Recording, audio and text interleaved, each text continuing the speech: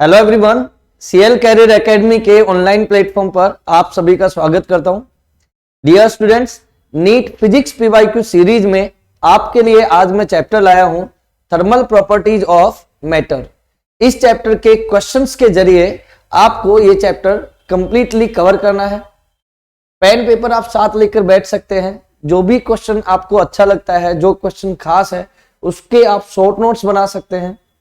ठीक है, उसे बुक मार्क कर सकते हैं।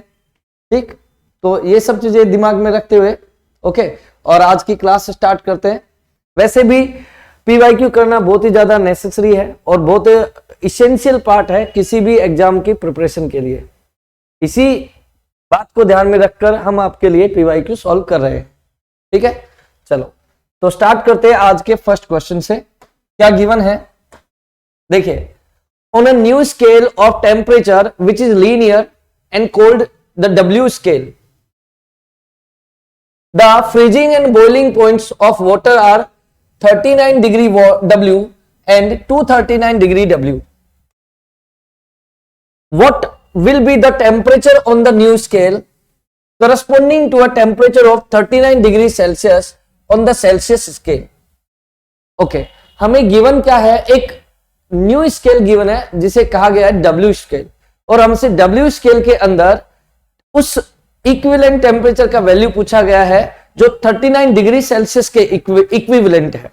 ठीक है, तो देखिए, जब इस प्रकार का कोई क्वेश्चन पूछा जाता है तो जिस तरह से हम डिग्री सेल्सियस और डिग्री फ़ारेनहाइट या डिग्री रैंकाइन के बीच रिलेशन बनाते हैं, वही रिलेशन हम यहां भी लिखेंगे। लिखा क्या जाता है, unknown temperature in a scale, unknown temperature in a scale minus freezing point divided by the difference, divided by the difference between freezing point and boiling point in the scale।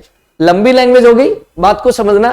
जैसे degree Celsius में मैं लिखता हूं तो C unknown temperature in Celsius scale minus freezing point 0 divided by difference between freezing point and boiling point in Celsius scale which is 100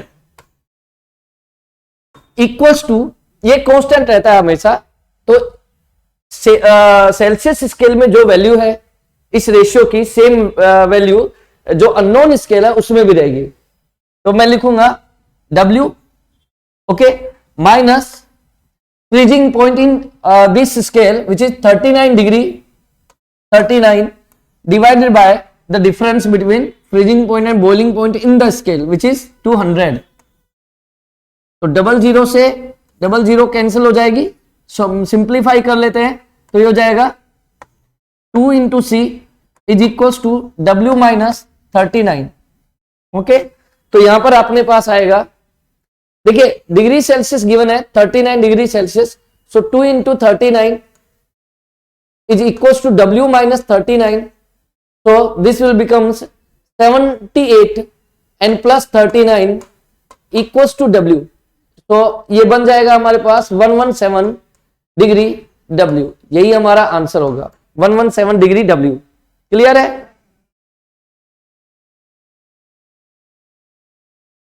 okay, next question देखिएगा।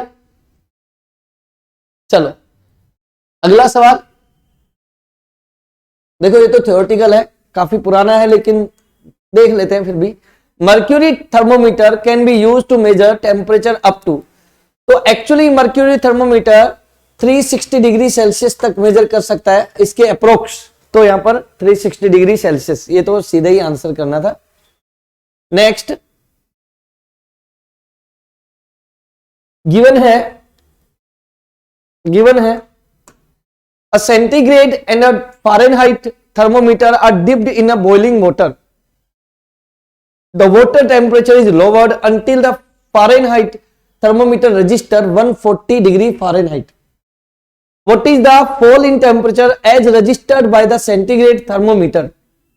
तो देखो Fahrenheit thermometer कितना रजिस्टर कर रहा है, 140 डिग्री Fahrenheit। ठीक है, तो हम यहाँ पर ये जो टेम्परेचर है फ़ारेनहाइट में, इसके इक्विवेलेंट डिग्री सेल्सियस में निकाल लेते हैं। तो फॉर्मूला क्या रहता है अपने पास, C minus 0 divide by 100 equals to F minus 32 divide by 180। तो या इसको सिंप्लीफाई करके लिखे तो C upon 5 equals to F minus 32 divided by 9। तो F की वैल्यू गिवन है, कितना है 140 है, तो C upon 5 equals to 140 minus 32 by 9। तो C का वैल्यू आ जाएगा यहाँ पर, यानी डिग्री सेल्सियस में वैल्यू आ जाएगा कितना 140 माइनस 32, ये आएगा देखिए 108 इंटू 5 बाय 9, ठीक है 108 इंटू 5 डिवाइड बाय 9। ये डिग्री सेल्सियस में वैल्यू हो गई अपने पास में। इसको डिवाइड करते हैं तो देखो कितना आएगा, ये आएगा 12 9 जब 108 यानी कि 108, ओके, तो 12 5 जब 60। तो डिग्री सेल्सियस में 140 फ़ारेनहाइट के इक्विवेलेंट टेम्परेचर आ गया 60 डिग्री सेल्सियस, 60 डिग्री सेल्सियस।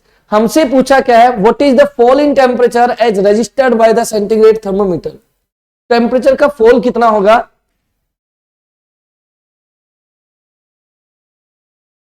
तो फॉल कितना होगा, देखो बॉइलिंग पॉइंट था 100 डिग्री सेल्सियस, इसमें से 60 को माइनस कर लेंगे तो लोअरिंग ऑफ द टेम्परेचर कितना हो जाएगा 40 डिग्री सेल्सियस। तो यहां पर सी ऑप्शन करेक्ट हो जाएगा, ठीक है। चलिए अगला क्वेश्चन देखना।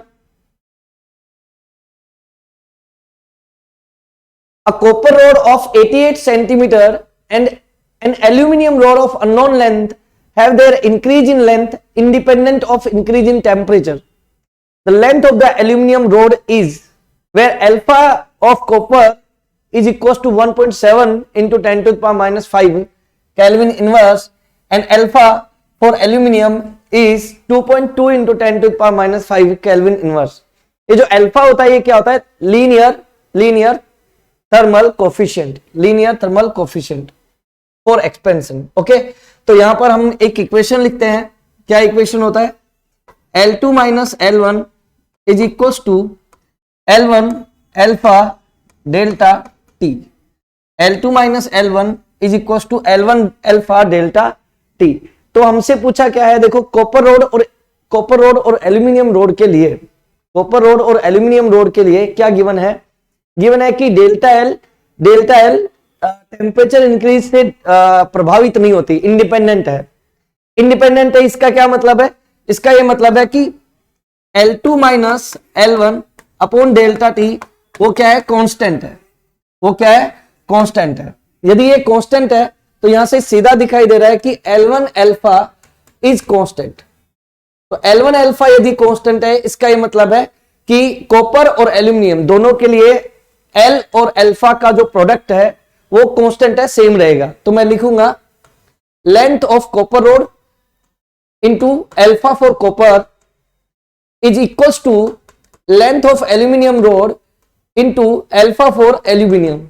हमसे पूछा गया है लेंथ ऑफ एल्यूमिनियम, तो length of aluminium will be, length of copper rod is given है as 88 centimetre into alpha for copper 1.7 into 10 to the power minus 5 divided by alpha for aluminium which is 2.2 into 10 to the power minus 5।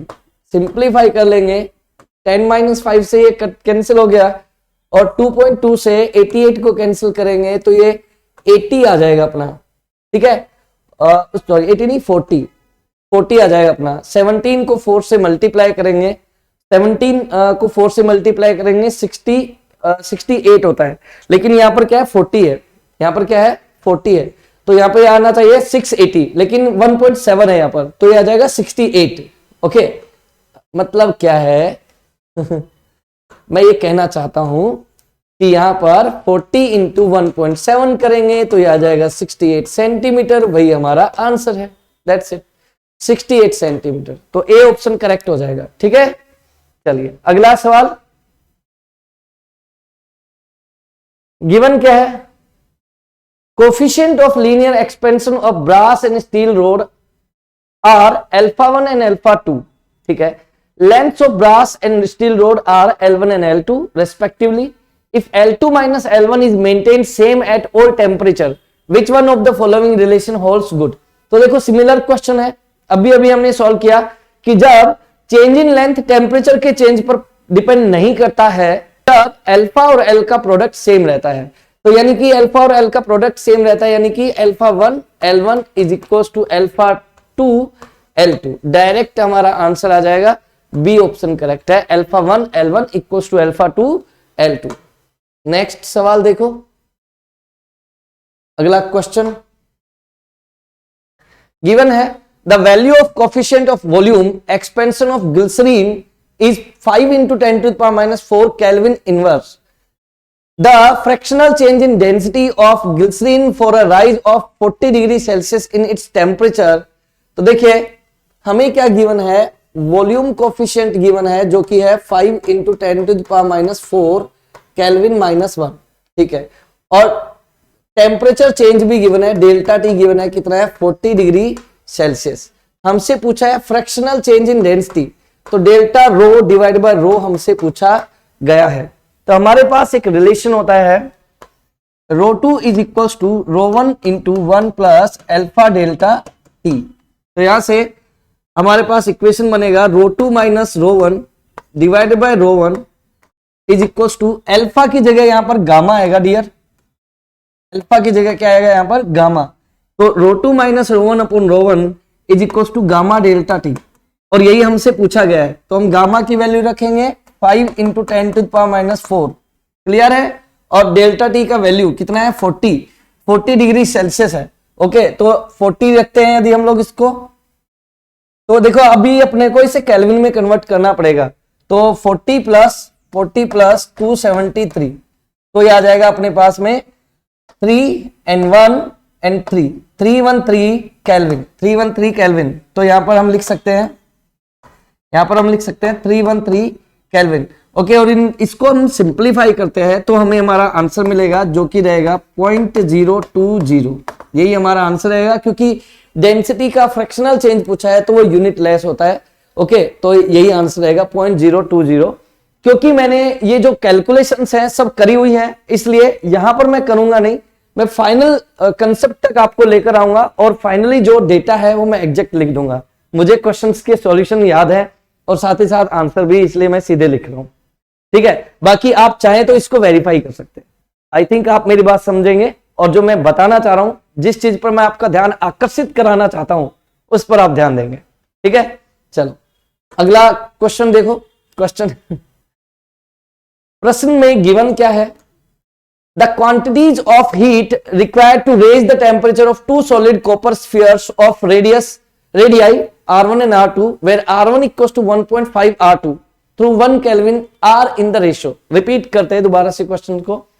The quantities of heat required to raise the temperature of two solid copper spheres of radii R1 and R2, R1 का value given है R2 के form में, through 1 Kelvin are in the ratio। मतलब कि किसी भी body का temperature, दो स्फीयर गिवन है और टेम्परेचर राइज करने के लिए जो हीट का अमाउंट चाहिए, उस अमाउंट ऑफ हीट का रेशियो क्या होगा वो हमसे पूछा गया है। तो हमारे पास फॉर्मूला क्या होता है, रिक्वायर्ड हीट का फॉर्मूला होता है mass into specific heat into delta T. Mass को हम क्या लिख सकते हैं, वो लिखा जा सकता है density into volume, density into volume, यानी डेंसिटी इंटू ए इंटू लेंथ, ओके। तो यहां पर आ जाएगा एस डेल्टा टी। अच्छा यहां पर क्या है, सॉलिड स्फीयर है, तो वॉल्यूम हम सीधे लिख सकते हैं।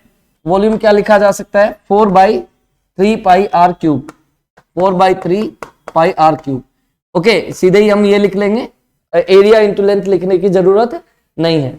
चलो अब क्योंकि हमसे रेशियो पूछा है तो मैं लिखूंगा Q1 upon Q2 equals to Q1 upon Q2। तो देखिए rho into 4/3 pi R1 cube, okay, into S into delta T divide by rho two into 4/3 pi R2 cube S delta T. जो कटता है उसे काट देंगे, डेंसिटी एस डेल्टा टी सब cancel हो जाएगा, 4/3 पाई से 4/3 पाई कैंसिल हो जाएगा।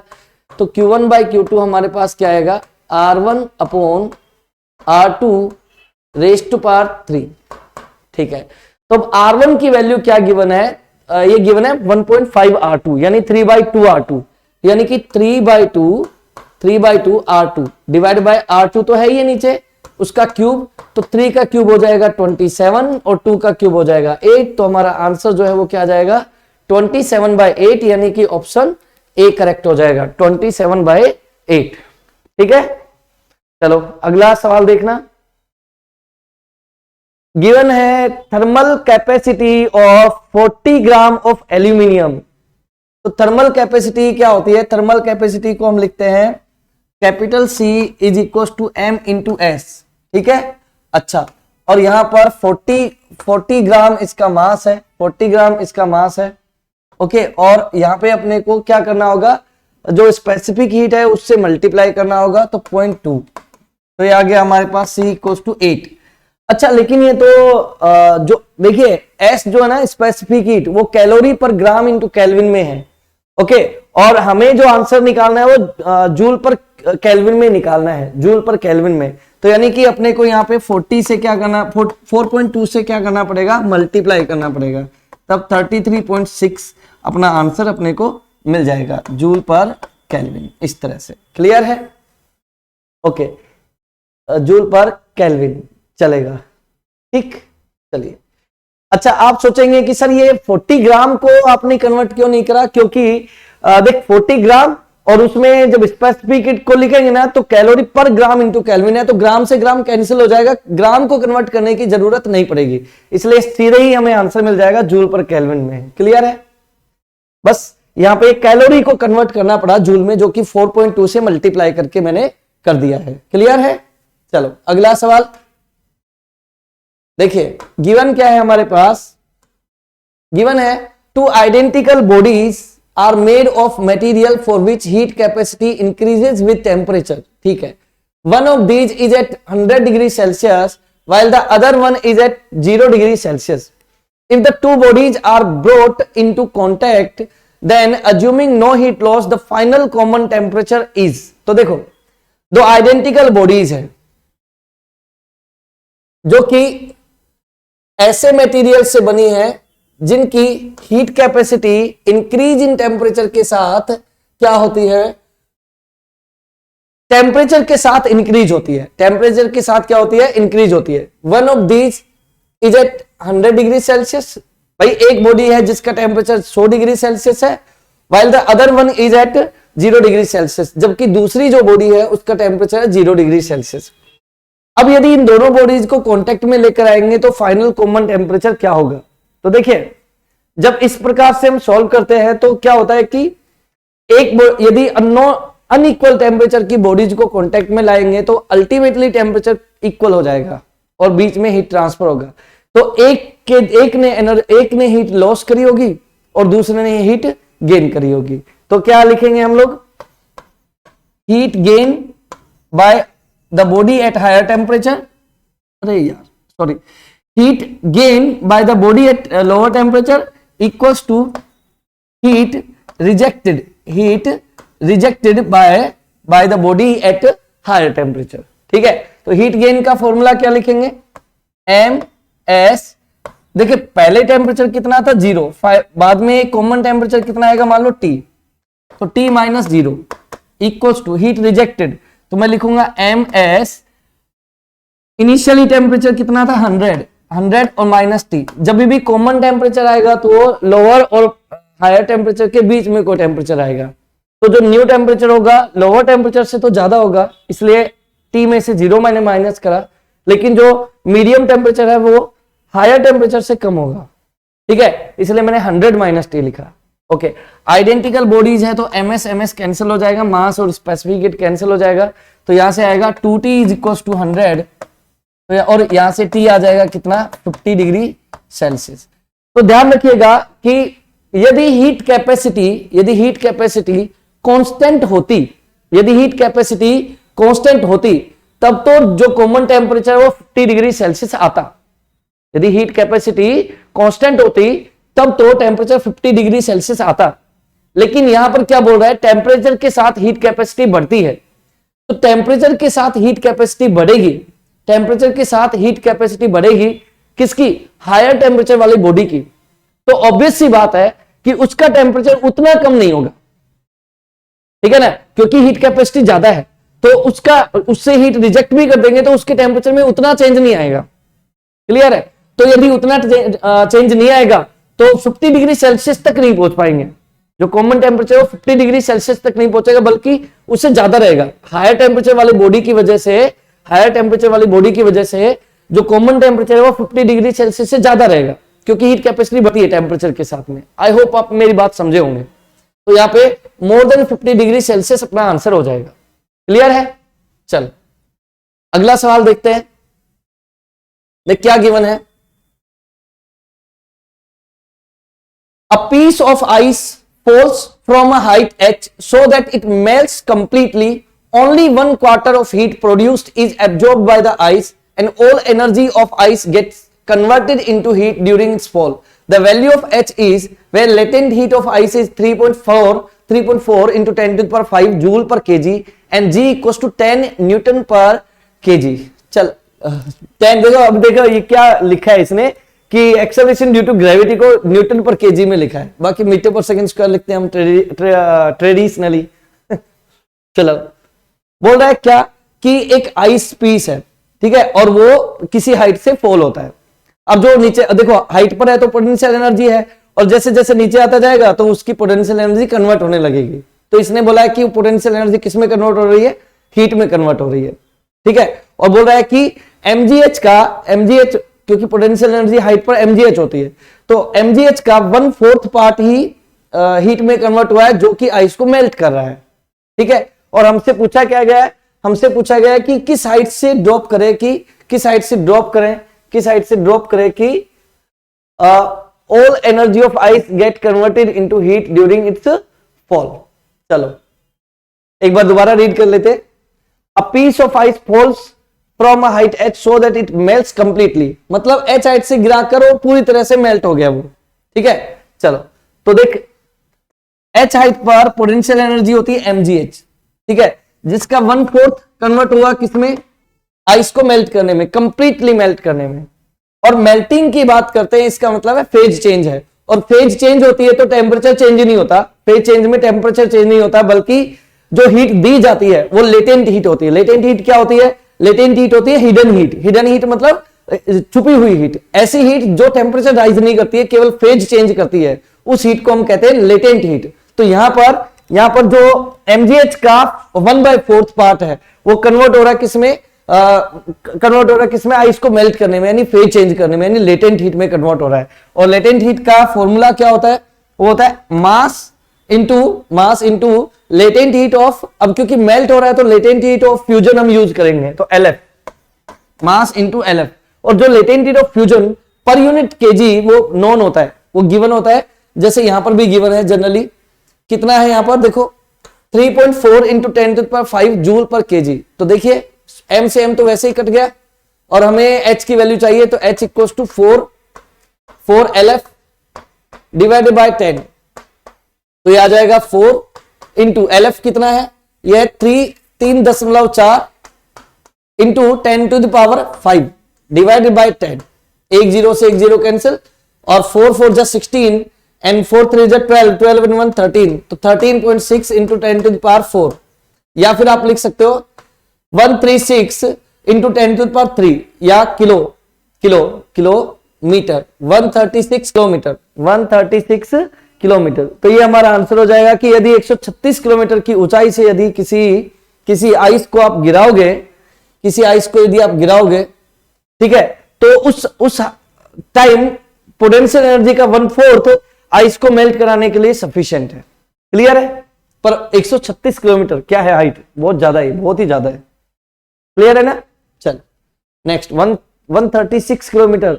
आप 1 किलोमीटर हॉरिजॉन्टल चलो, 1 किलोमीटर वर्टिकल चलो, तब पता चलेगा 1 किलोमीटर वर्टिकल चलोगे तो। और ये तो 136 किलोमीटर, बहुत ज्यादा हाई है, मतलब हाइट बहुत ही ज्यादा है। क्लियर है? चलो नेक्स्ट अगला प्रश्न देखना। Steam eight 100 degree Celsius is passed into 20 gram of water at 10 degree Celsius. When water acquires a temperature of 80 degrees Celsius, the mass of water present will be, take specific heat of water 1 calorie per gram per degree Celsius and latent heat of steam is 540 calorie पर ग्राम। चल ठीक है, एक बार repeat करते हैं दोबारा question को। Steam given है 100 डिग्री सेल्सियस पर, जिसको 20 ग्राम ऑफ वाटर जो कि 10 डिग्री सेल्सियस है उसमें से पास कराया जाता है।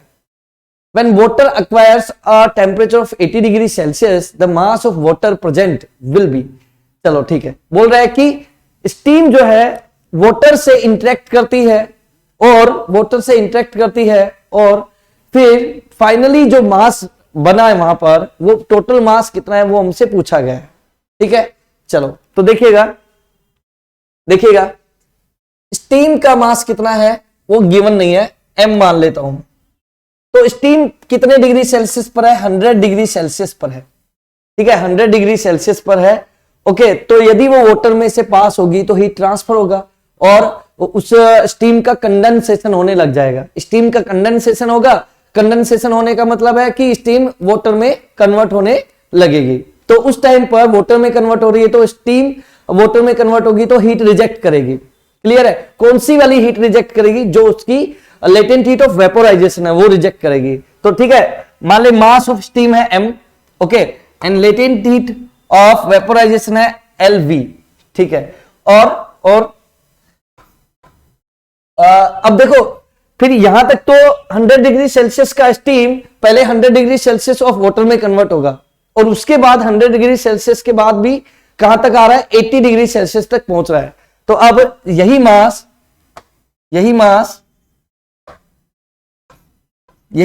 कन्वर्ट हो जाएगा किसमें?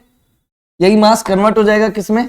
टेम्परेचर भी लो होगा इसका, MS कन्वर्ट हो जाएगा in water at low temperature. MS initial temperature 100 था, बाद में 80 हो गया, तो 100 माइनस 80 इज इक्वल्स टू, और जो वाटर एट 10 डिग्री सेल्सियस था और 20 ग्राम, वो भी उसका टेम्परेचर भी राइज करेगा। तो MW और SW इनटू इसका टेम्परेचर का पहले कितना था 10, बाद में कितना हो गया 80, तो 80 माइनस 10। ठीक है, चल M ऑफ स्टीम वो गिवन नहीं है, चलेगा। M latent heat of vaporisation कितना है हमारे पास? 540 इन कैलोरी पर ग्राम में, 540 and plus M specific heat of water वो कितना है? 1 है, M इंटू 1, और 100 माइनस 80 वो कितना है? 20 है। क्लियर है? और MW वाटर का मास गिवन है कितना है? 20 ग्राम है। स्पेसिफिक हीट ऑफ वाटर वो 1 है और 80 माइनस 10 यानी कि 70। क्लियर? अब हमसे क्या पूछा गया? हमसे पूछा गया है मास कितना प्रेजेंट है, मास कितना प्रेजेंट है। तो देखिएगा mass of water present will be, तो देख M कितना होगा यहाँ पर? ये M क्या है? M ध्यान रखना, ये M उस स्टीम का मास है जो वाटर में कन्वर्ट हो रही है। ठीक है ना? तो अभी तो मैं क्या निकालूंगा यहाँ पर? स्टीम का मास निकाल रहा हूं। ठीक है ना? ध्यान रखना, जो वाटर में कन्वर्ट हो रही है। तो यहां लिखेंगे M 540 प्लस 20 560 हो जाएगा। M into 560 is equal to 20 into 70, 20 into 70, और M यहां से आ जाएगा 20 इंटू 70 डिवाइड बाय 560। ठीक है, तो यहां से M आ जाएगा 2.5 kg, यानी कि इतना मास ऑफ स्टीम वाटर में कन्वर्ट हो चुका है। यानी स्टीम का मास इतना था 2.5।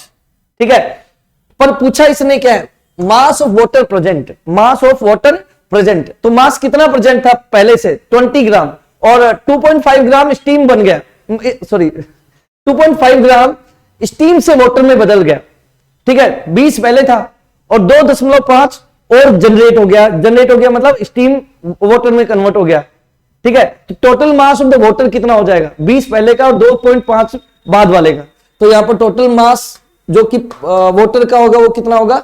20 प्लस 2.5 यानी कि 22.5 kg, 22.5 kg। तो यहां पर डी ऑप्शन करेक्ट हो जाए, केजी नहीं सॉरी ग्राम, ये सब यूनिट ग्राम में थी। 22.5 ग्राम, डी ऑप्शन करेक्ट हो जाएगा। क्लियर है? D option. चलिए अगला सवाल देखो, अगला प्रश्न क्या कहता है? देखो गिवन है liquid oxygen at 50 kelvin is heated to 300 kelvin.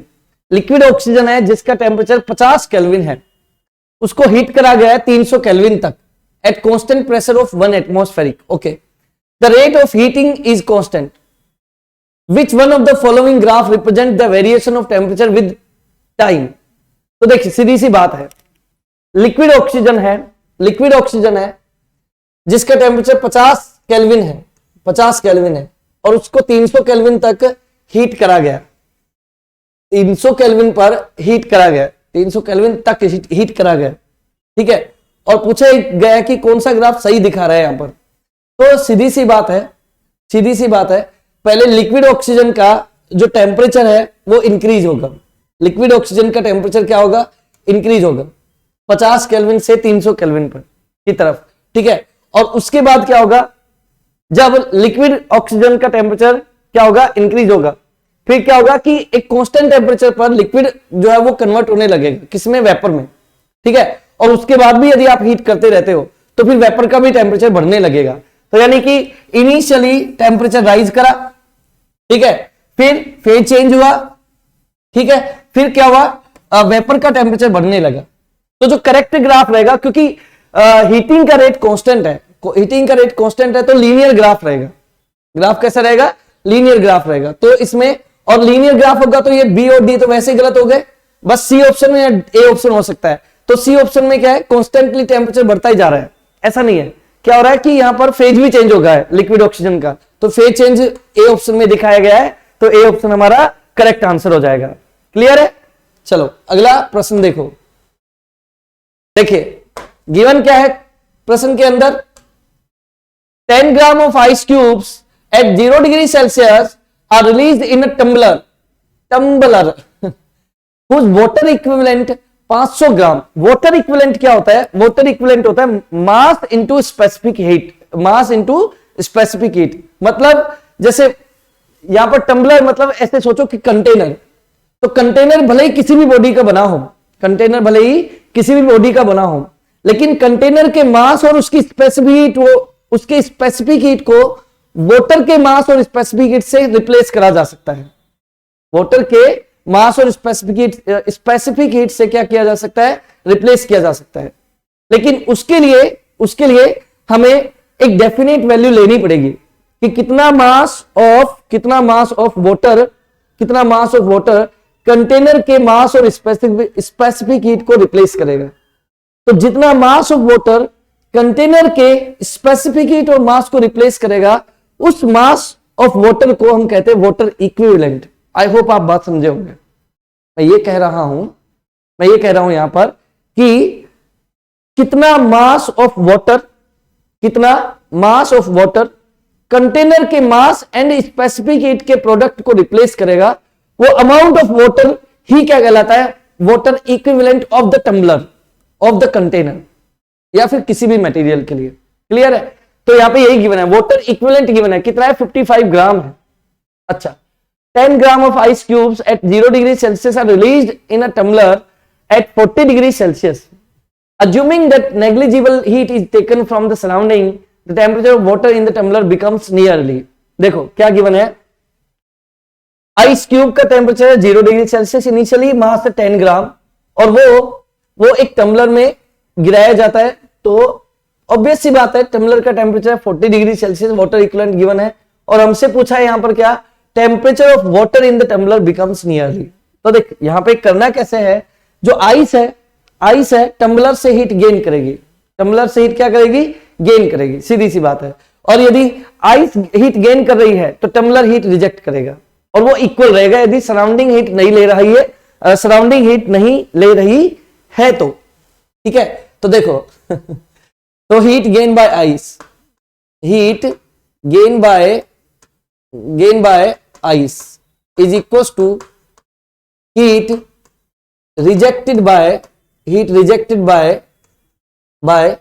Tumbler नहीं tumbler tumbler. Okay, heat gain कितना आएगा, तो होता है mass into specific heat into temperature change. तो पहले 0 था, बाद में 40, बाद में कोई T टेम्परेचर हो गया, T minus 0 is equal to heat rejected by the tumbler, mass into specific heat, इसकी जगह वाटर इक्विवेलेंट यूज करेंगे 55 इंटू पहले 40 था, बाद में कोई बीच का टेम्परेचर कितना हो गया, T हो गया, 40 माइनस T। ठीक, M ऑफ वाटर गिवन है कितना है, 10 ग्राम, ठीक है। और एक चीज और है यहाँ पर, एक चीज और है, लेटेंट हीट ऑफ आइस भी यूज होगी क्योंकि वो मेल्ट भी होगा, तो साथ ही साथ हमें यहाँ पे m इंटू एल फ्यूजन भी यूज करना पड़ेगा। ठीक है, चलो तो हम लिखेंगे मास कितना है 10 gram, 10 into latent heat of fusion 80 plus mass 10, specific heat कितना लिखेंगे, वो होता है 1 into T. Okay, T is equal to 55 into 40, तो ये हो जाएगा 5 4 20, ठीक है, 5 4 20 and 2 2200 minus T minus 55t, तो देख यहां पर 2200 माइनस 800 करेंगे और 55t इधर आएगा, 65t बनेगा, 10t इधर है तो ये बनेगा 65t, 65t is equal to 2200 minus 800, ये बनेगा कितना, ये 1400 बनेगा, 1400। तो ऐसे टी का वैल्यू हमसे पूछा है तो 65 डिवाइड कर देंगे, 65 को इधर डिवाइड कर देंगे तो टी का अपना आंसर आ जाएगा कितना, 1400 बटा 65। तो हमारा जो वैल्यू मिलेगा 1400 डिवाइड बाय 65, ये जो अप्रोक्स आंसर जो है वही है 22 डिग्री सेल्सियस। आप कहेंगे कि सर आपको तो आंसर याद है, तो आंसर याद है बट बेटा वो ठीक है, लेकिन आप प्रोसेस तो देखो, मैं वहां तक पहुंचा रहा हूं आपको, कैलकुलेशन तो तुम्हारा काम है ना, तुम करके देखना। यदि मैं कैलकुलेशन करने लगूंगा यहीं पर तो अपने वीडियो की लेंथ लंबी हो जाएगी, फिर तो क्लास की लेंथ लंबी हो जाएगी फिर तो ध्यान रखना 22 डिग्री सेल्सियस। ठीक है, तो यहां पर बी ऑप्शन करेक्ट हो जाएगा। चलो मैं बार बार सफाई दे रहा हूं नेक्स्ट अगला सवाल देखना बेटा, गिवन है the power radiated by a black body is P and it radiates maximum energy at wavelength lambda naught. If the temperature of the black body is now changed so that it radiates maximum energy at wavelength 3/4 lambda naught, the power re-radiated by it becomes Np. The value of N is, देखो क्या given है कि कोई black body का initial power radiated कितना है, P है, और ये मैक्सिमम एनर्जी रेडिएट करती है कब, जब वेवलेंथ कितनी है, लैम्डा नॉट। ओके, फिर क्या करा गया, टेम्परेचर चेंज करा गया ब्लैक बॉडी का। फिर क्या हुआ कि अब जो मैक्सिमम एनर्जी जो रेडिएट करती है जिस वेवलेंथ पर, वो हो गया 3/4 लैम्डा नॉट। वैसे भी हमें वीन्स डिस्प्लेसमेंट लो पता है कि lambda is inversely proportional to temperature. Which lambda is this? The lambda at which energy is maximum, radiated energy is maximum. तो lambda inversely proportional to T, temperature. Okay, तो obvious सी बात है, टेम्परेचर चेंज हो जाएगा तो lambda भी change हो जाएगा, जिस पर मैक्सिमम एनर्जी रेडिएट होती है। ठीक है, चलो कोई बात नहीं। ठीक है, आगे क्या बोल रहा है, the power reradiated by it is Np, और बोल रहा है कि अब जो पावर रेडिएट हो रही है वो चेंज हो गया है, Np बन गया, और हमसे जो n जो इन्होंने यूज करा है उस n की वैल्यू हमसे पूछी है। चलो कोई बात नहीं, हम कर सकते हैं इसको। तो देख वीन्स डिस्प्लेसमेंट लॉ यूज करेंगे, lambda naught, Wien's displacement law use करेंगे, lambda naught T1 is equal to 3/4 lambda naught into T2। Clear है, लैम्डा नोट से लैम्डा नोट कैंसिल हो गया, तो T1 अपॉन T2 की वैल्यू आ गई आपके पास 3/4, 3/4। ठीक है, T1 बाई T2 आ गया 3/4। ठीक है, अब आगे देख क्या होता है, power radiated per unit time पर यूनिट एरिया की वैल्यू जो है ना, पावर रेडिएटेड नहीं, sorry, power energy radiated per unit time पर यूनिट एरिया। ठीक है, तो होता है पावर बाय एरिया। ठीक, तो पावर का जो फॉर्मूला होता है वो होता है स्टीफन्स लॉ से हम लिखते हैं P is equal to sigma temperature raise to power 4। ठीक है, तो यहां पर क्योंकि टेम्परेचर चेंज होगा, क्योंकि लैम्डा चेंज हो रहा है, तो ऑब्वियस सी बात है, तो टेम्परेचर और P का ही रिलेशन हमें देखना है। तो P1 upon P2 is equal to T1 upon T2 raise to power 4। ठीक है, तो P1 upon P2 will be, T1 upon T2 हमने पाया है 3/4, 3/4 का पावर 4 है, 3/4 की पावर 4 है, तो ये बनेगा 81 डिवाइड बाय 256। चल ठीक है, P1 की वैल्यू तो P है, लेकिन P2 की वैल्यू कितनी बोला है उसने, Np। 81/256, P से P कट गया और 1/n equals to 81 divide by 256, तो यहां से n इक्वल्स टू आ जाएगा, पलट जाएगा 256/81, n की वैल्यू आ गई 256/81, 256/81, सी ऑप्शन करेक्ट हो जाएगा। ठीक है, चलिए अगला सवाल देखो, अगला प्रश्न देखो बेटा, क्या कहता है। बोल रहा है कि two rods A and B of different materials are welded together as shown in the figure। आप देख सकते हैं दो रोड्स हैं, अलग अलग मटेरियल की बनी है, जिनके थर्मल कंडक्टिविटी K1 और K2 हमें गिवन है। थर्मल कंडक्टिविटी K1 और K2 हमें गिवन है। चल ठीक है, आगे क्या बोल रहा है, the thermal conductivity of the composite road will be. अब ये जो कंपोजिट रोड बनी है, इस कंपोजिट रोड की थर्मल कंडक्टिविटी क्या होगी, इक्विवेलेंट थर्मल कंडक्टिविटी क्या होगी। तो ध्यान रखना, ये पैरेलल कॉम्बिनेशन दिखाई दे रहा है। पैरेलल कॉम्बिनेशन में हम क्या इलेक्ट्रिक करंट वाला कंसेप्ट हम यहाँ पे यूज करेंगे। जब भी दो रेजिस्टेंस पैरेलल में कंबाइन होते हैं तो इक्विवेलेंट जो रेजिस्टेंस है उसका फॉर्मूला हम लिखते हैं 1/Req equals to 1/R1 plus 1/R2। ठीक है, अब देख थर्मल रेजिस्टेंस का फॉर्मूला होता है सॉरी RTH का फॉर्मूला होता है L/KA, ये RTH का फॉर्मूला होता है, थर्मल रेजिस्टेंस का formula.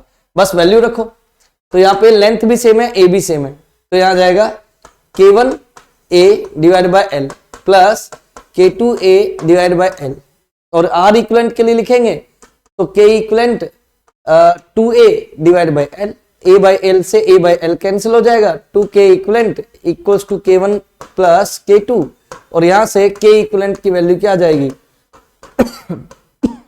K1 plus K2 bye 2, K1 plus K2 bye 2, ये हमारा आंसर हो जाएगा बेटा। ठीक है, चलो K1 प्लस K2 बाय 2 यानी डी ऑप्शन करेक्ट होगा, डी ऑप्शन। अच्छा प्रश्न है, ऐसी बात नहीं है। ठीक है, चल अगला सवाल देखना।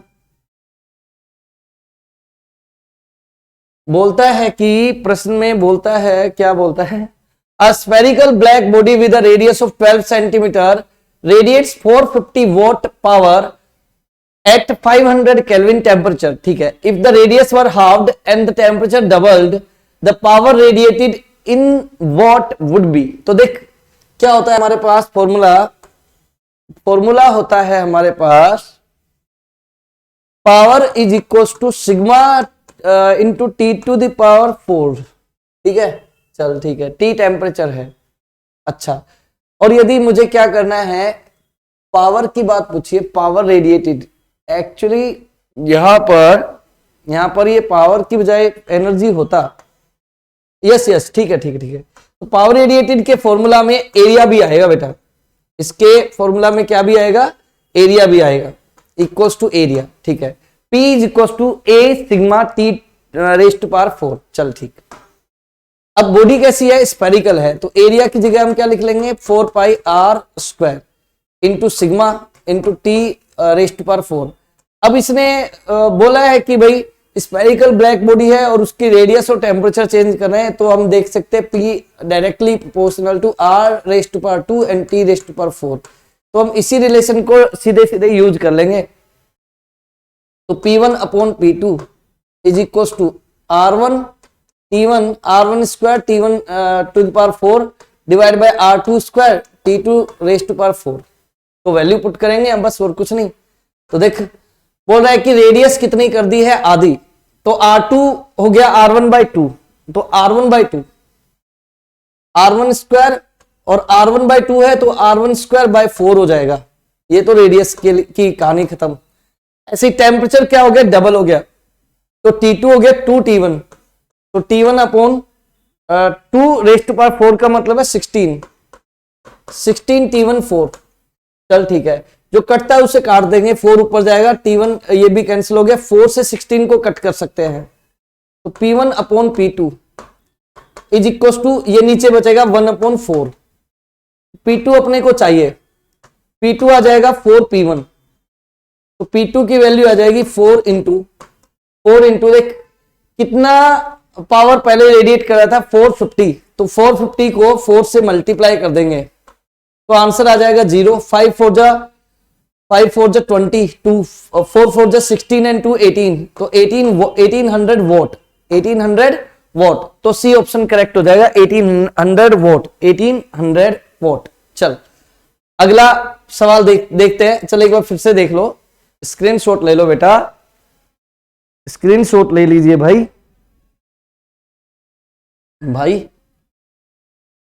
और बहन, सभी के लिए है। जेंडर इक्वलिटी को बना के रखनी है। चलो, the two ends of a metal rod are maintained at temperature 100 degree Celsius and 110 degree Celsius. The rate of heat flow in the rod is found to be 4 joule per second. If the ends are maintained at temperature 200 degree Celsius and 210 degree Celsius, the rate of flow will be. तो देख क्या बोल रहा है, same metal road है। देख अपने को पता है कि जो हीट ट्रांसफर का जो रेट होता है dq अपॉन dt, उसका फॉर्मूला होता है K A delta T upon delta X. Delta X क्या होता है, वो लेंथ होती है जो दोनों टेम्परेचर डिफरेंस के बीच की है। ठीक है, अब तुम खुद सोचो कि टेम्परेचर पहले कितना था 100 और बाद में 110, तो इनिशियल टेम्परेचर चेंज कितना आया, इनिशियल डेल्टा T1 आया 110 माइनस 100 यानी 10 डिग्री सेल्सियस। अच्छा, और फाइनल टेम्परेचर चेंज कितना आया डेल्टा T2, वो आया 210 माइनस 200, 210 माइनस 200 यानी अगेन टेम्परेचर चेंज कितना है 10 डिग्री सेल्सियस है। तो ऑब्वियस सी बात है, क्योंकि रोड भी सेम है तो एरिया भी सेम होगा, लेंथ भी सेम होगी और थर्मल कंडक्टिविटी भी सेम होगी। तो ऑब्वियस, और साथ ही साथ यहाँ पर टेम्परेचर डिफरेंस भी सेम है। टेम्परेचर डिफरेंट है भले ही तो, लेकिन टेम्परेचर डिफरेंस सेम है बेटा, दोनों एंड्स का टेम्परेचर डिफरेंस सेम है। पहले 10 डिग्री सेल्सियस का डिफरेंस था, अभी भी 10 डिग्री सेल्सियस का डिफरेंस है। लोअर हायर टेम्परेचर चेंज हो चुके हैं लेकिन डिफरेंस तो सेम है ना। और हीट फ्लो टेम्परेचर डिफरेंस की वजह से होती है बेटा। तो यहां पर क्योंकि डेल्टा टी सेम है, इसलिए जो हीट ट्रांसफर रेट है वो भी सेम रहेगा, जो कि रहेगा 4 joule per second. B option ही करेक्ट हो जाएगा इस बार भी। समझ रहे बात को? चलो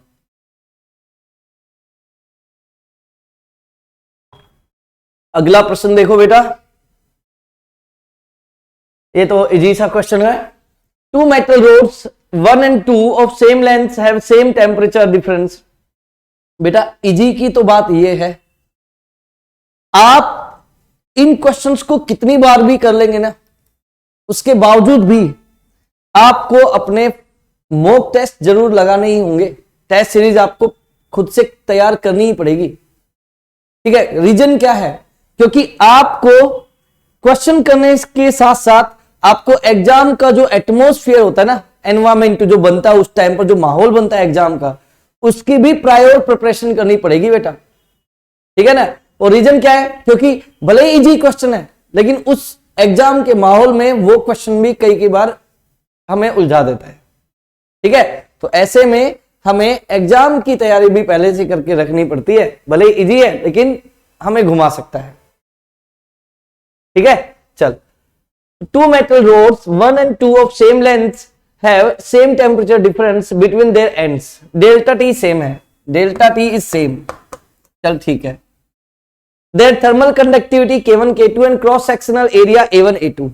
ठीक है। If the rate of heat conduction in 1 is 4 times that in 2, तो Q1 upon T1 is equals to 4 times of Q2 upon T2. Okay, तो Q1 upon T1 होगा क्या, K1 A1 delta T upon delta X equals to 4 into K2 A2 K2 into delta T by delta X, वो same ही है तो ये cancel हो जाएगा। तो K1 A1 is equals to 4 K2 A2, ये हमारा आंसर हो जाएगा। K1 A1 equals to 4 K2 A2। Okay, चलो अगला सवाल देखेंगे। देखिए भाई, गिवन क्या है प्रश्न में, गिवन है if the radius of star if the radius of a star is r and it acts as a black body, ठीक है, स्टार की रेडियस गिवन है और वो ब्लैक बॉडी बनी हुई है। आप कहेंगे कि सर स्टार ब्लैक बॉडी कैसे हो सकता है, तो ध्यान रखना, जो बॉडी आइडियल एब्जॉर्बेंट होती है, आइडियल एब्जॉर्बर होती है, एब्जॉर्बेंट नहीं सॉरी, आइडियल एब्जॉर्बर होती है जो बॉडी, वो आइडियल एमिटर भी होती है, आइडियल एमिटर भी होती है। तो क्या होता है कि वो टेम्परेचर का यहां पर सीन अलग अलग होना चाहिए दोनों केसेस में। आइडियल एब्जॉर्बर कब होगी, लो टेम्परेचर पर, और आइडियल एमिटर कब होगी, हायर टेम्परेचर पर। तो ये ध्यान रखना, क्लियर है। कोई बॉडी यदि आइडियल एब्जॉर्बर है तो आइडियल एमिटर भी होगी। इसीलिए सन या कोई स्टार उनको ब्लैक बॉडी की तरह से ट्रीट कर सकते हैं, क्यों, क्योंकि वो आइडियल एमिटर है, इतने समय से हमें एनर्जी रेडिएट करके दे रहे हैं, रेडिएट कर रहे हैं, क्लियर है। चलो, तो यही बोला इसने कि स्टार की रेडियस आर है और वो ब्लैक बॉडी की तरह से काम करती है। What would be temperature of star in which the rate of energy production is Q. तो एनर्जी प्रोडक्शन का रेट है क्यू, और क्यू का फॉर्मूला होता है सिग्मा इंटू ए टी की पावर 4, ठीक है। तो यहां से Q is equal to sigma, याद रखना ये जो रेट है ना ये जूल पर सेकेंड में है, ध्यान रखना। Q equal to sigma, A की जगह लिखेंगे 4 pi R square T raised to power 4। तो यहां से हमसे टेम्परेचर पूछा है, तो T इज इक्वल टू Q upon sigma into 4 pi R square, और उस पर पावर क्या आ जाएगी 1/4। तो ये हमारा करेक्ट आंसर होगा, Q upon sigma into 4 pi R square into 1/4। तो देख लेते हैं करेक्ट ऑप्शन क्या है, ये रहा Q अपॉन 4 पाई आर, ये रहा डी ऑप्शन करेक्ट है, ठीक है। चलो देखिए नेक्स्ट क्वेश्चन देखना बेटा, गिवन क्या है प्रश्न के अंदर, a cylindrical metallic rod in thermal contact with 2 reservoirs of heat at its 2 ends conduct an amount of heat q in time t.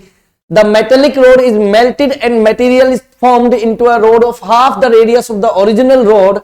What is the amount of heat conducted by the new rod when placed in thermal contact with the 2 reservoirs in time t? Okay, दोबारा से पढ़ो। Cylindrical metallic road है बेटा, जो 2 reservoirs के बीच में connected है, ठीक है, और इनके इस सिलेंड्रिकल रोड के दोनों एंड्स के बीच जो हीट ट्रांसफर करती है वो क्यों करती है, कितने टाइम में, टी टाइम में। अब क्या करा गया, मेटल रोड को मेल्ट करा गया, और एक नई रोड बनाई जिसकी रेडियस पहले से आधी है, ठीक है। And what is the amount of heat conducted by the new rod, और अब अपने से पूछा है what is the amount of heat, यानी कि क्यू की वैल्यू हमसे पूछी है when placed in thermal contact with the 2 reservoirs in the time T. चल ठीक है, टी सेम है, क्यू की वैल्यू पूछी है। चेंज क्या किया, पहले जो रोड थी उसकी मान ले रेडियस आर थी, और अब रेडियस क्या कर दी है, पहले से हाफ कर दी, और अब पूछा है कि भाई नई रोड में हीट कितना ट्रांसफर करेगा। तो पहले पुरानी रोड में तो हीट ट्रांसफर निकाल लो बेटा। तो फॉर्मूला क्या है हमारे पास, Q is equal to K into A, क्योंकि सिलेंड्रिकल है तो पाई आर स्क्वायर में लिखूंगा बेटा, K into pi R square into delta T divide by delta X, और ये Q बाई टी होता है तो T इधर मल्टीप्लाई कर दूंगा तो ये Q मिल गया अपने को। ये मान ले समीकरण नंबर 1 है, इक्वेशन नंबर 1 है, ठीक। चल, इक्वेशन को हिंदी में क्या बोलते हैं हम लोग, समीकरण बोलते हैं बेटा। खैर मजाक था ये तो। चल, अब बोला है रेडियस हाफ कर दी, तो बेटा मेल्ट करके रेडियस हाफ करी ना, तो वॉल्यूम तो सेम ही है, तो वॉल्यूम सेम है तो थोड़ा सा हमें देखना पड़ेगा। यहाँ पे मैं डेल्टा एक्स की जगह एल ले लेता हूं, थोड़ा सा इजी हो जाएगा हमारे लिए। L1 लिख लेता हूं, क्लियर, और रेडियस के लिए मैं R1 लिख लेता हूं बेटा, थोड़ा सा सॉल्व करने में इजी रहेगा। तो अब देखिए वॉल्यूम सेम रहेगा, इसका मतलब है pi R square into L constant रहेगा। सिलेंडर का वॉल्यूम यही होता है, तो pi R1 square L equal to pi R2 square L, तो पाई से पाई तो गया cancel, R1 square L1, okay, R1 square L1 equal to R2 कितना है पहले से हाफ, तो ये हो जाएगा R1 square by 4 into L2। R1 square से R1 स्क्वायर कैंसिल हो गया, तो L1 अपॉन L2 का जो वैल्यू आया वो आया अपने पास 1/4। चल, अब ये हमारे पास इक्वेशन मिल गया। Q2 यदि मैं लिखूंगा तो Q2 इक्वल टू K पाई R2 स्क्वायर मुझे लिखना है, तो R2 स्क्वायर जो है वो R1 स्क्वायर का R1 का हाफ है, तो R1 स्क्वायर बाय 4 लिखूंगा। K pi R1 square by 4 into delta T, वो सेम है, और क्योंकि सेम रिजर्वोयर्स को कॉन्टेक्ट में लाया गया है और टी टाइम है रिजर्वोयर्स, और लेंथ कितनी है, लेंथ है L2 इक्वल टू, ये है 4L1, ये है 4L1। तो देख अब बाकी सब चीजें सेम है, बस केवल 1/16 एक्स्ट्रा आया, तो Q2 equal to 1/16 into Q1, तो Q1/16 हमारा आंसर हो जाएगा। तो Q1/16 यानी Q/16 यानी कि बी ऑप्शन करेक्ट होगा बेटा, बी ऑप्शन करेक्ट है, ठीक है, बी ऑप्शन। चलिए अगला सवाल देखते हैं बेटा। नेक्स्ट देखो क्या गिवन है क्वेश्चन में, देखो the total radiant energy per unit area normal to the direction of incidence received at a distance capital R from the center of a star of radius small r, whose outer surface radiate as a black body at temperature T Kelvin is given by। तो देख क्या बोल रहा है कि total radiant energy per unit area यानी कि Q upon A ये हमें गिवन है, मान लो Q क्या है, रेट ऑफ हीट ट्रांसफर है, एनर्जी रेडिएशन है, ओके। आगे क्या बोल रहा है, Q बाय ए क्या हो जाएगा, यहां से ये हो जाएगा Q बाय ए, मान लो कि इसको मैं लिख सकता हूं Q अपॉन 4 पाई R स्क्वायर, 4 पाई R स्क्वायर। अच्छा, from the centre of star of radius small r, तो ये देखिए सुन, जब हम सरफेस पर देखते हैं तो वहीं तक की रेडियस लेनी है, तो मैं यहां पर लिखूंगा स्मॉल r स्क्वायर, क्योंकि यहां पर रेडियस कितनी गिवन है स्टार की, स्मॉल r, तो Q अपॉन 4 पाई R स्क्वायर। क्लियर है, इसको मैं मार्क कर लेता हूं, मान ले S, तो S की वैल्यू हमारे पास है, S की वैल्यू है Q अपॉन 4 पाई R स्क्वायर। अब हमसे पूछ स्मॉल r स्क्वायर, बार बार वही चीज हो रही है। अब हमसे ये पूछा गया है कि कैपिटल R डिस्टेंस पर रेडिएंट एनर्जी कितनी होगी, कैपिटल R डिस्टेंस पर रेडिएंट एनर्जी कितनी होगी, तो वो हम लिख सकते हैं कितना, वो आ जाएगा अपने पास, एक सेकेंड, वो आ जाएगा अपने पास कितना,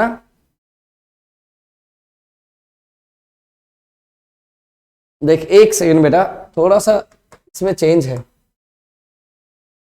S equals to Q upon, एक बार मैं इसको देख लेता हूं, और into 4 pi capital R square, 4 pi से 4 पाई कट गया, S equals to sigma R square upon small r square और T की पावर 4, सिग्मा R स्क्वायर और T की पावर 4 और अपॉन स्मॉल r स्क्वायर। अच्छा ये रहा, ठीक है, अब भी सही है। देखो ये देखना बेटा, ये देखना, थोड़ा सा चेंज है इसमें, थोड़ा सा चेंज है। तो S इक्वल्स टू क्या होता है, S इक्वल्स टू होता है energy per unit time divided by area, तो 4 पाई R स्क्वायर सही लिख रहा था स्टार्टिंग में ही, ठीक है। तो Q का जो वैल्यू है ना वो क्या होगा, स्टीफन्स लॉ से लिखेंगे, क्या आएगा, sigma into 4 pi small R square area of the star लिखेंगे। क्लियर है, Q का वैल्यू मैंने लिखा है, ध्यान रखना बेटा, और इंटू T की power 4 divided by 4 pi capital R square, तो 4 पाई से 4 पाई कैंसिल हो गया, तो ऐसा आ जाएगा sigma small R square T की power 4 upon capital R square. अब आप चेक कर सकते हैं इक्वेशन, जो ऑप्शन ए है वो करेक्ट ऑप्शन है। ऐसा मत सोचना कि मैंने ऑप्शन मैच करने के लिए ये किया है, ऐसा नहीं है। एक्चुअल में क्या है कि कैपिटल R डिस्टेंस पर एनर्जी पर यूनिट एरिया वो मैंने निकाला है, तो energy Q divide by area हो जाएगा 4 पाई कैपिटल R स्क्वायर, सही है। और Q का वैल्यू जो है वो मैंने लिखा है स्टीफन्स लॉ से, क्योंकि स्टार का रेडियस स्मॉल आर है तो एरिया की जगह 4 पाई स्मॉल आर स्क्वायर मैंने लिखा है। आई होप आप बात समझे होंगे। चलिए अगला प्रश्न हम देखते हैं। गिवन क्या है बेटा? गिवन है अ black body eight 227 degree Celsius radiates heat at the rate of 7 calories per centimeter square into second at a temperature of 272 degrees Celsius. The rate of heat radiates in the same units will be। अच्छा चलो तो देख क्या है कि 227 degree Celsius पर heat radiate का value given है 7 है और बोल रहा है कि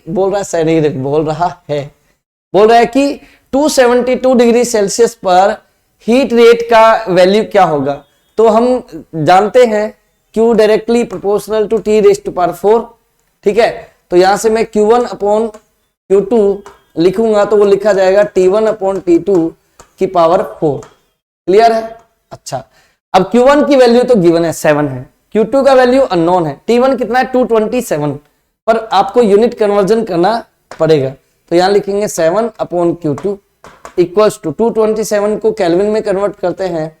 केल्विन में कन्वर्ट करते हैं तो अपन यहां पे क्या करेंगे 273 ऐड कर देंगे 0 0 एंड 5, ये आ गया अपने पास 500 ठीक है, एंड डिवाइडेड बाय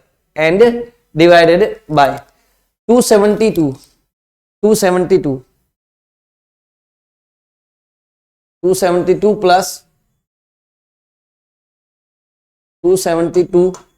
प्लस 273 तो हो जाएगा 5 और 4 एंड 544 नहीं 5 और उस पर पावर 4।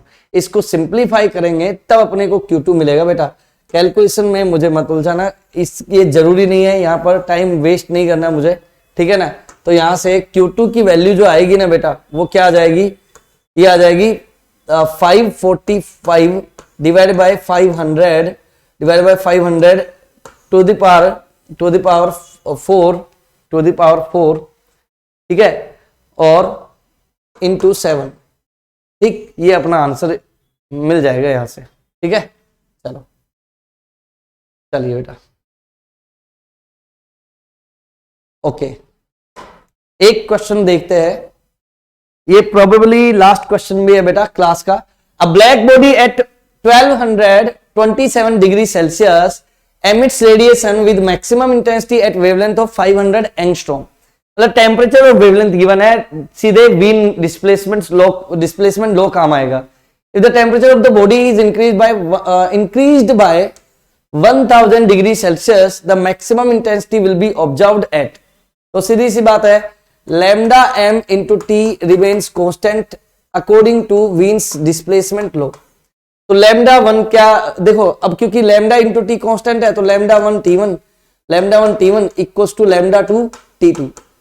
तो लैम्डा 1 कितना है 5000 एंगस्ट्रॉम, कन्वर्ट करने की जरूरत नहीं है। 1227 है, उसमें 273 का ऐड करेंगे तो केल्विन में कन्वर्ट हो जाएगा 1227 प्लस 273 0051, तो ये आ गया 1500 इक्वल्स टू लैम्डा 2 पूछा गया है और T2 तो इंक्रीज हो गया 1000 से तो ये हो जाएगा 2500। सिंप्लीफाई कर लो। ओके 2500 को यहां से कट करा तो ये 2 टाइम्स कैंसिल हो गया, तो लैम्डा 2 का जो वैल्यू है सीधे ही आंसर आ गया 3000 एंगस्ट्रॉम। आई होप आप बात समझे होंगे। डियर स्टूडेंट्स, ये था आज का लास्ट क्वेश्चन। ठीक है, आई होप आपने सेशन को एंजॉय किया होगा। इसी तरह से हम आपके लिए नीट के प्रीवियसली जितने भी क्वेश्चन पूछे गए किसी भी चैप्टर में, उन सभी क्वेश्चंस में से जो मोस्ट इंपोर्टेंट क्वेश्चंस है उनको हमने सेलेक्ट कर करके आपके लिए लेकर आते हैं। ठीक है, आप सीएल एकेडमी के साथ बने रहिए, ऑनलाइन प्लेटफॉर्म पर रेगुलर आपको इसी तरह से क्लासेस मिलती रहेगी। ठीक है, thank you very much, thank you very much. क्या है, थैंक यू। ठीक, चलो। Okay.